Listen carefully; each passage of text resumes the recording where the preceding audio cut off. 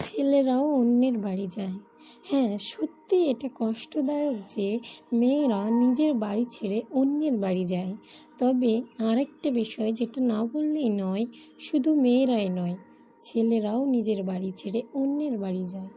যে ছেলেটা নিজের রুমে কাউকে ঢুকতে দেয় না, সেই ছেলেটাই 10 জনের সঙ্গে একই রুমে কি জানি কী কারণে ঠিকই ঘুমিয়ে যায়।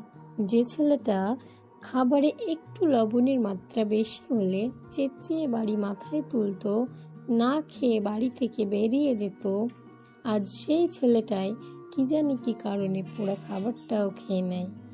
যে ছেলেটা খাবারের জন্য তার মা সব সময় তার পিছনে পড়ে থাকতো, সেই ছেলেটার আজ 104 ডিগ্রি জ্বর আসে, তবুও তাকে যেন কেউ কেমন আছো বলার কেউ নেই।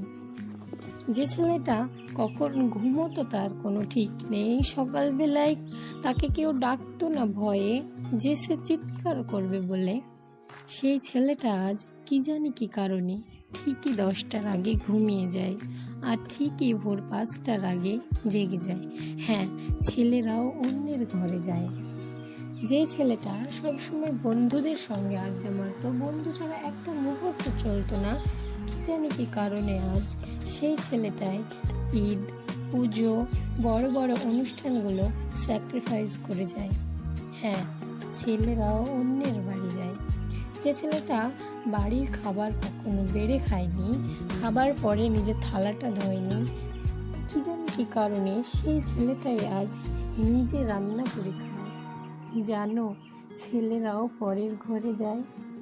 যে ছেলেটা বন্ধুদের সাথে ঘোরাঘুরি ছাড়া আর কিছুই জানতো না, বাড়ির একটা কাজেও হাত দিত না, সেই ছেলেটা আজ সেই বন্ধুদের ফোনটা ধরারও সময় পায় না।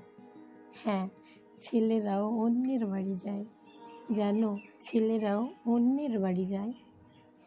যেই ছেলেটা নিজের